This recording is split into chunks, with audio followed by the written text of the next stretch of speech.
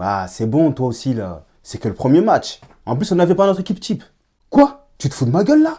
Barcola, Mbappé, Kanté, Saliba. Tu crois que c'est nul, ça? Hein? On n'avait pas notre équipe type, on n'avait pas notre équipe type. Mais, par là-bas, là. Salut à tous, j'espère que vous allez bien. C'est Mamad Déco de Couleurs. Restez branchés jusqu'à la fin de la vidéo. Let's go. Pourquoi ça me fait rire? Tout simplement parce que je me suis un peu baladé sur les réseaux et oui, j'entends dire que la France n'avait pas son équipe type, on n'avait pas nos meilleurs joueurs. Mais évidemment, fallait mettre Randal Kolo Muani titulaire. Pourquoi oui, il a marqué avec Paris dernièrement, c'est bien. Mais mettez Kolo Muani titulaire, oui, mettez-le. Vous allez me dire quoi? Il n'y avait pas Marcus Thuram? On l'a vu, on l'a tous vu durant l'Euro. C'était compliqué, que ce soit pour Kolo Muani ou Marcus Thuram. Donc, va falloir arrêter. Va falloir arrêter à un moment donné. Vous allez me dire quoi? Il n'y avait pas Dembélé titulaire? Vous avez vu l'entrée de Dembélé? Non, Dembélé, c'est trop. Honnêtement, là, j'en rigole. En fait, je préfère en rigoler parce que devant ce match, j'étais littéralement en train d'être énervé. Ils étaient littéralement en train de m'énerver. Quand tu vois Mbappé, mais sérieusement, Mbappé avant-centre. Vous en pensez quoi? Vous en pensez quoi? Ça fait des années, là. Pivot gang, pivot gang. Je t'en fous, moi, du pivot gang. Joue à ton poste. Et encore, va sur le banc. Barcola, il est meilleur. Barcola, il fait du bien. Barcola, je l'ai aimé dans ce match. Dès les premières secondes, Barcola, il est dans son match. Il a été incroyable. Quel pressing. Bon, c'est pas le pressing en tant que tel qui est exceptionnel, c'est plutôt une erreur de la défense adverse, mais il est tout de suite rentré dans son match. La France bat son record, son but le plus rapide. 16 secondes. C'est bien 16 secondes, hein, vous me direz dans les commentaires si je me suis trompé, mais 16 secondes.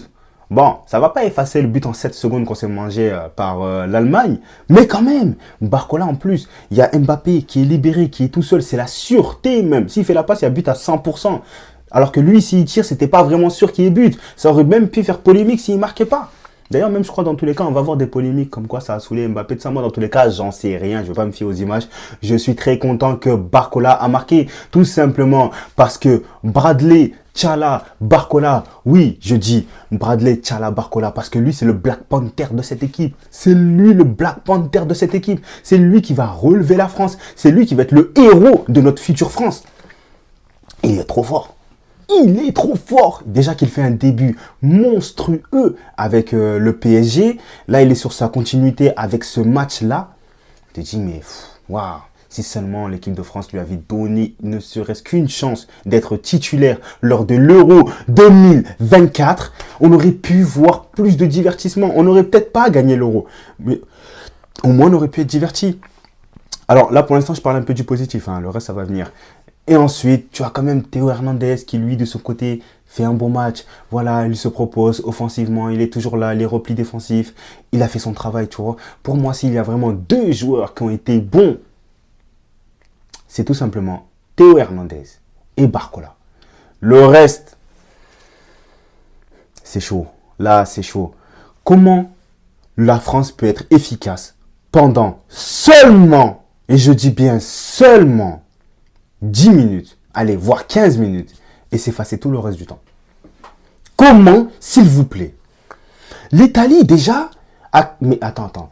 Le niveau de l'Italie, c'est quoi ça même? C'est quoi ça? Est-ce que c'est nous, la France, on était tellement pourris qu'on a l'impression que c'est l'Italie qui est forte? Mais du coup, je ne veux pas manquer de respect à l'Italie parce que le match qu'ils ont sorti, je ne vais pas dire que c'était une masterclass, mais quel match incroyable. Ils nous marquent 3 buts. Pendant l'Euro 2024, ils étaient en galère. Ils étaient en galère complet. Et là, ils se sont réveillés. Mais ils se sont littéralement réveillés. À quel moment tu compares l'Italie d'avant et l'Italie de maintenant, tu te dis que en termes de composition d'équipe, le système tactique, tu vois qu'il y a un système autour de cette équipe-là et qu'ils arrivent à le mettre en pratique, mais ça n'existait pas avant. Et maintenant, ça y est. Est-ce que l'Italie serait peut-être sur une pente ascendante? On n'en sait rien. On va voir, parce que là, c'est vraiment un match parmi tant d'autres. Donc, on verra. On ne peut pas juger réellement le niveau de cette équipe d'Italie, mais en tout cas, ce soir-là, ils ont pondu un haut et très haut niveau même. Mais, non, Dembélé. L'entrée de Dembélé, les gars, faut en parler. Dembélé, c'est... En termes de finition, je suis désolé, on ne peut plus rien faire pour lui. Ousmane Dembélé, tu ne peux plus rien faire pour lui. Depuis qu'il a 17 ans, depuis qu'il est connu dans le milieu professionnel, tout le monde dit, Dembélé, si il a ça, ça peut être un des meilleurs joueurs du monde. Xavi qui était là en train de dire que ouais, il a quasiment le niveau de Neymar, il faut qu'il peaufine ça. Valverde, ouais, qui disait la même chose. Il arrive à Paris, ouais, les gens ils disent la même chose. On le voit tous qu'il peut faire des dribbles exceptionnels et tout. Mais des fois, tu as l'impression que ce mec-là, il a 3 esprits dans sa tête. Il n'arrive même pas à savoir ce que lui, il veut faire. On dirait qu'il est là, il est en train de se poser des questions, il ne comprend pas. Il ne comprend pas, on dirait qu'il est là, il est en train de dribbler, il a la balle dans les pieds, il se demande, putain, j'ai oublié, moi je suis de quel pied? Oh, non, Dembélé, gère-toi. Dembélé, gère-toi. Mais c'est quoi ça? C'est quoi ça? Oh lolo. D'autant plus que ça m'énerve parce que c'est lui qui marque 2 fois contre le Barça. Et qui célèbre en plus à l'extérieur. Bon, ça c'est un autre sujet. Les émotions sont, oui, encore présentes. Hein. Même si c'est une nouvelle saison, moi c'est encore présent. Mais bref. Au-delà de ça, comme je l'ai dit plus tôt, le niveau de Mbappé, il est inquiétant. Hein. Ah, les pivots gangs là, va falloir arrêter. Les pivots gangs, très sincèrement, va falloir arrêter là. En plus, tu le vois bien que quand Marcus Thuram, il rentre, il récupère sa position d'avant-centre. Mbappé qui se décale à gauche, il touche plus de ballons, il est plus percutant, il apporte un peu plus.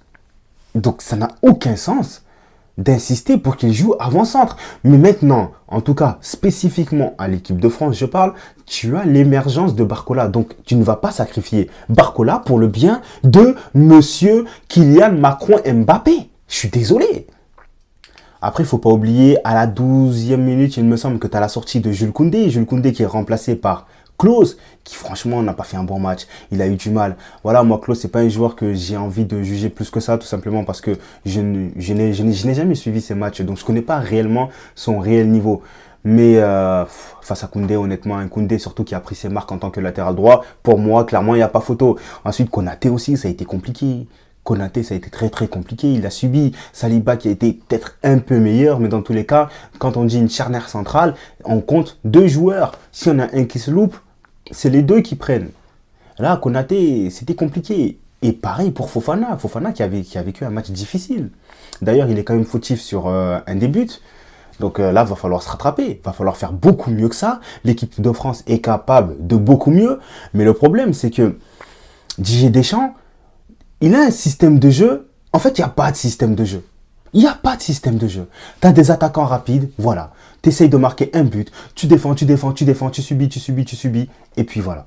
Il n'y a jamais eu de cohérence tactique entre les joueurs. Il n'y a pas d'automatisme. Et pourtant, ce sont des grands joueurs qui jouent pour la France. Et là, ça, c'est pas normal. Ça, c'est un des points qui subsistent en France depuis un moment. On ne sait pas ce qui se passe avec Didier Deschamps. Il n'y a aucun automatisme entre ces joueurs-là. Tu peux avoir parfois des combinaisons, justement, en parlant de Théo Hernandez ou Barcola, mais ça va venir que de ce côté-là. Il n'y a pas d'autres combinaisons. C'est quoi en fait? On doit attendre de marquer un coup de pied arrêté? Regardez, le but de ce match-là, est-ce que c'est... Non, c'est une action solo. Donc voilà. En tout cas, bon, comme je l'ai dit, c'était vraiment pas une analyse tactique et détaillée. Par contre, si vous le souhaitez réellement, je peux vous en faire une demain, une analyse détaillée de chaque joueur, du positionnement de chaque joueur, comment il a pu apporter à son équipe.